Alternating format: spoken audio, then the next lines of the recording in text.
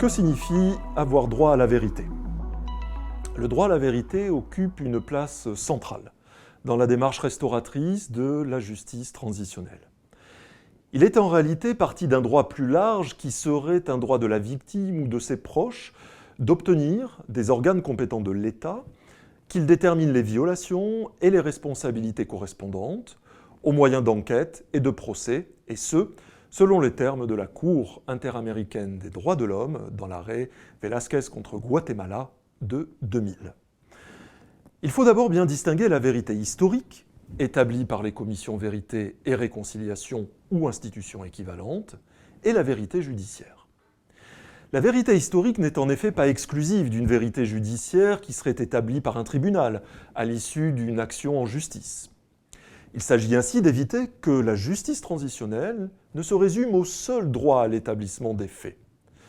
Ainsi, pour ce faire, la Cour interaméricaine des droits de l'homme a rappelé de manière constante, notamment dans des arrêts de 2000, Romero et Goldames contre Salvador, et 2006, Arellano contre Chili, que l'exercice des fonctions des commissions vérité ne remplace pas la procédure judiciaire comme méthode d'établissement de la vérité.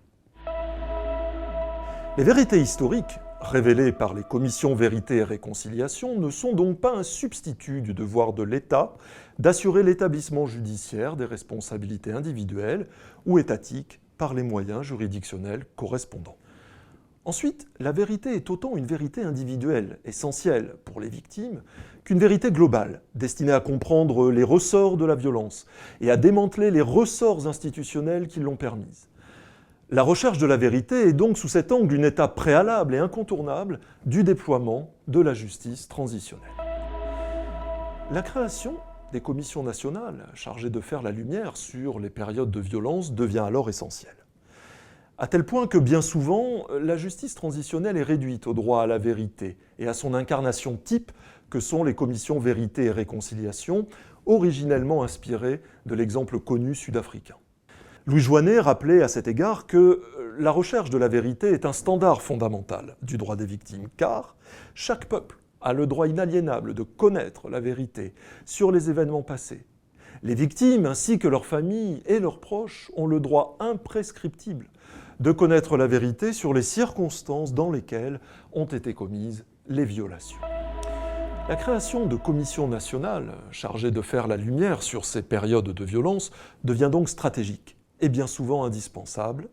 C'est ainsi que sur tous les continents, de très nombreux États y ont eu recours dans le cadre de la justice transitionnelle. L'Afrique du Sud, bien sûr, avec la commission Vérité et Réconciliation. L'Argentine, avec la commission nationale sur les disparitions forcées.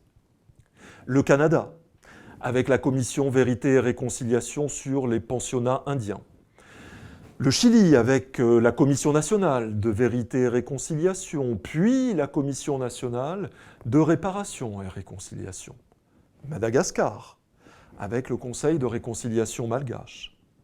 La République centrafricaine, avec la Commission justice, vérité, réparation et réconciliation. Le Rwanda, avec la Commission nationale pour l'unité et la réconciliation. Ou encore, et de manière non exhaustive, le Togo, avec la commission Justice, Vérité et Réconciliation. En pratique, ces commissions vérité ont pour mission d'enquêter et d'établir les faits. Pour ce faire, elles recueillent les informations par les témoignages et donnent la parole aux victimes, et elles ont alors un triple objectif. D'abord, mieux comprendre les mécanismes d'oppression. Ensuite, tenter d'apporter des réponses aux victimes. Et enfin, éviter le renouvellement des violations des droits de l'homme. Alors au final, quels que soient les contextes, ces commissions ont permis des avancées, souvent significatives, en termes de reconnaissance officielle des violations perpétrées, voire de poursuites judiciaires des responsables. Pourtant, les résultats restent souvent en deçà des attentes, tant les espoirs des victimes et de la société civile sont immenses quant à la recherche de la vérité.